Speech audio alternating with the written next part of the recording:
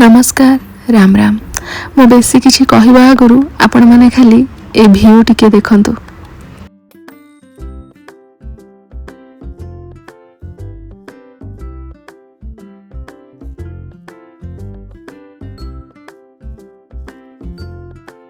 रुद्रांश खुशी भी आपण मैंने स्पष्ट देखि पारुथिबे। प्रीवियस वीडियो रे आपण मैंने देखिथिले आमे मदुराई रो बाहर के आसीथिलु रामेश्वरम, जहाँ गोटे ज्योतिर्लिंग भी आउ चारिधाम रो गोटे धाम भी। स्वयं प्रभु श्री राम ज्योतिर्लिंग स्थापना करथिले। एई जागा कौन कहूची, ए देवभूमि रो ऐतिहासिक मान्यता बहुत अच्छी। आमे आसिक पहुँचला पर होटेल चेक इन करिथिलु। रूम बहुत भल थिला और बड़ भी थिला। एठू मंदिर मात्र 200 मीटर डिस्टेंस रे थिला।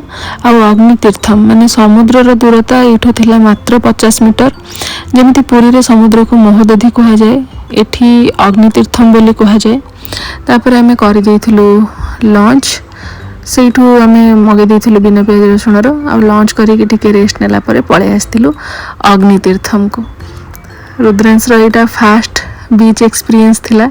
सी तो बहुत ही खुशी थिला। सी फास्ट तो जानी पालानी कौन, किंतु खुशी थिला। और सेठू आमे आसी जाइथिलु सीधा मंदिर दर्शन करबा पई। भाबिथिलु बहुत भीड़ थिबो, मंदिर दर्शन भलरे हेई परिबनी, किंतु भगवान को दयारु महादेव को कृपारु बहुत सुंदर भाବରେ दर्शन हैला। आमे तो स्पेशल टिकट भी करनथिलु, फ्री लाइन ले भी बहुत सुंदर दर्शन हे गला। तापर पळे आस डिनर करबा पई। डिनर भी सारी जाइथिला। Bye bye. देखाबा पुणी काली आ गोटे वीडियो रे।